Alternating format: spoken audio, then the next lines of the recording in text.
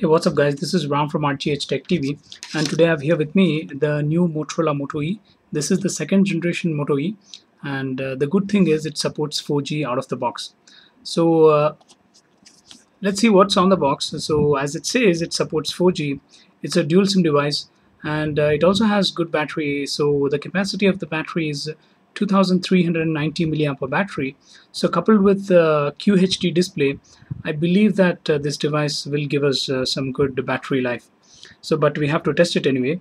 And it also has the SD card support. So the internal storage is 8 GB, and through micro SD card we can expand the internal storage up to 32 GB. So that's a good thing. And as it says, the device is being supported with Corning Gorilla Glass, and it's a water resistant device. Don't get confused with the waterproofing. So it's not a IP certified device. So it's just a water resistant device wherein the nano coating will give you some protection against water. And regarding camera, it has a 5 megapixel rear camera and a 0.3 megapixel front camera, the VGA camera.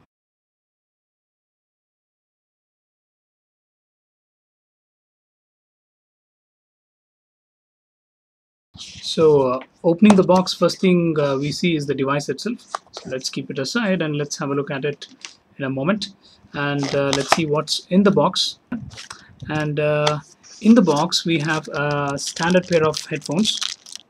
So these are the normal things which we are being getting from Moto G first generation. So nothing special. I believe the quality is also same. We have a button to take or end calls, and it's a 3.5 mm headphone jack, right? So it's this standard pair of headphones, and then we have a charger. This is what you get, and we have some manuals. It's a let's get started thing, so it's good to read this if you're a first-time user. And we have it in Hindi, and we have say safe, smart, protected. So do read this, and believe. And this is the warranty guide. So now let's have a look at the device itself. Moto E second generation 4G is powered by a Snapdragon 410 processor, so which is clocked at 1.2 gigahertz and is a quad-core processor. So it's really a good upgrade from Snapdragon 200 processor, and it sports a 4.5-inch screen, which is a QHD resolution screen. So and it's coupled with a 2390 milliamp battery, which is very good. So let's peel the sticker off and let's see. Let's boot it up for the first time. Now regarding the physical overview, on top we have 3.5 mm headphone jack. On the right side we have power button and the volume rockers, and at the bottom we have micro USB port for charging and data syncing. To the left side we have nothing, and on the back side we have 5 megapixel rear autofocus camera, and also there is a secondary mic for noise cancellation.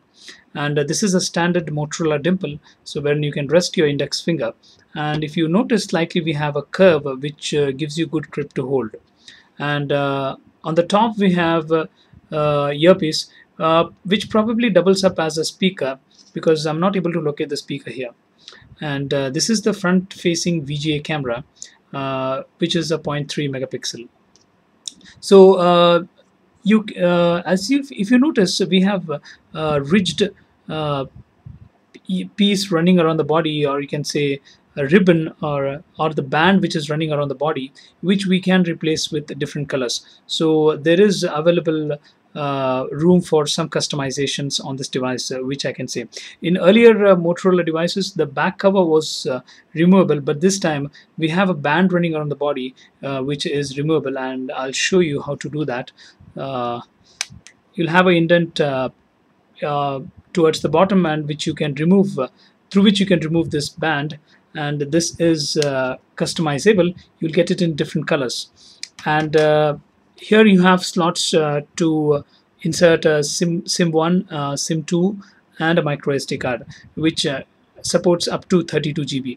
So let me put this back, and let's set the device for the first time. So it fits in properly. So the device feels sturdier. It feels rigid, even if it has plastic. It does not feel cheap, right? And if you notice, it's not a glossy back cover, or it's not a matte finish back cover, but also it's somewhat like rubbery texture. It feels good, and it's really nice to hold. So let's set this up for the first time. And so I'll be back once I've set it up. All right, we have booted the device for the first time, and let's customize it. So press and hold, and we can change the wallpapers. So let's select a colorful wallpaper, something bluish tint. Let's select this or this or this. Okay, so set it as a wallpaper. Now let's go to settings. As I've said, this runs on Android Lollipop, the latest version of the Lollipop. Let's put the settings onto the page, onto the new home page, and let's go to settings and let's see the Android version we get. Let's go to about phone and let's see that. So we get out of the box we get 5.0.2, so which is very good, which is the newest version of the Android. And so we have this Flappy Bird kind of game here. So now let's see the storage scenario. So let's go to storage. So out of the box it comes with 8 GB of internal storage, and out of that 4.57 GB is available to user. So let me reduce the brightness. I believe the brightness is, so we have auto brightness on this device, so it's a good thing. And you can also insert the SD cards up to 32 GB, and USB OTG is also supported.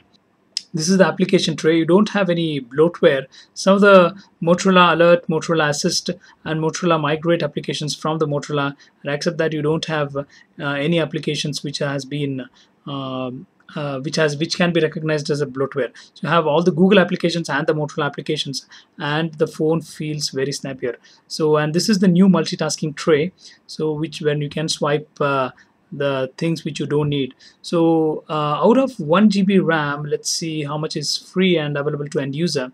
So for that, let's go to applications, and let's see the running. And out of 1 GB RAM, around 470 MB is free to end user, so which is very good considering the price point at which you're getting this, and the RAM management is really good, I would say.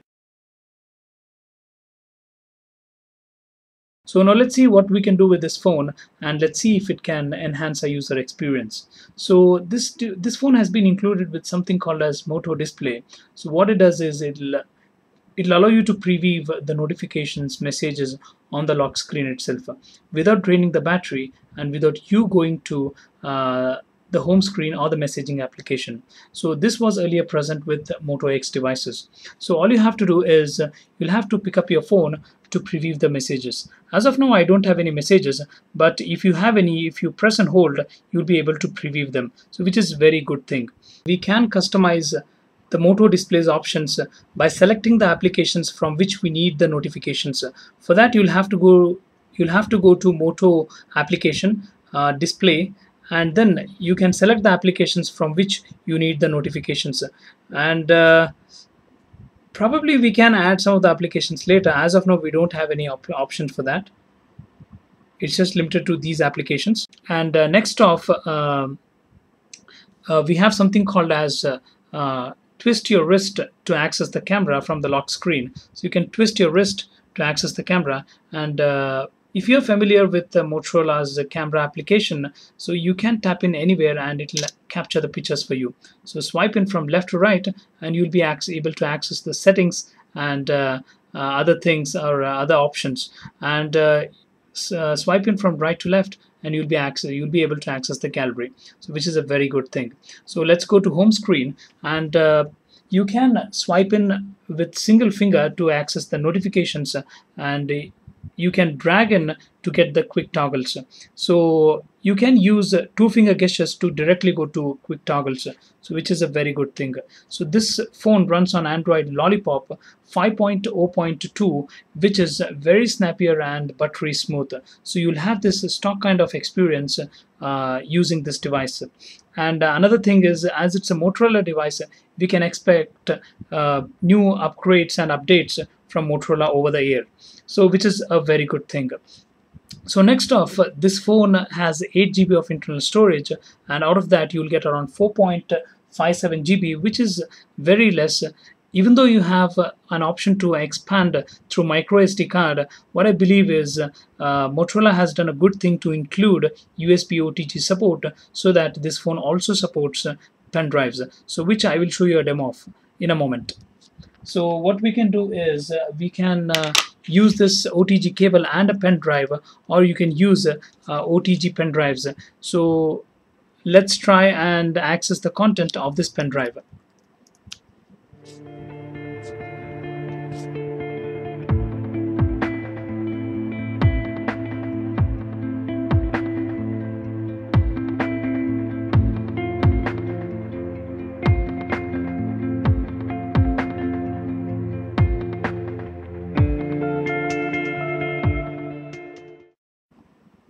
So apart from this, let's go to display settings and let's see what is ambient display.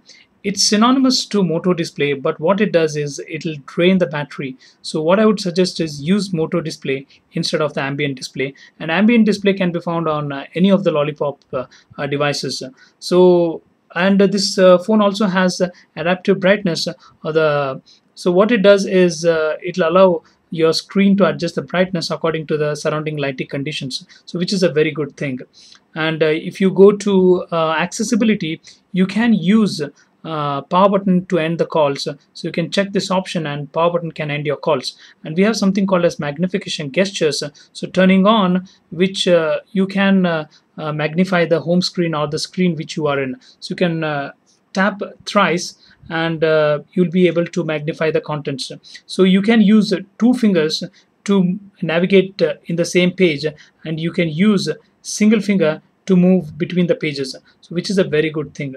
And you can go to normal mode by tapping in 3 times. So that's it, guys.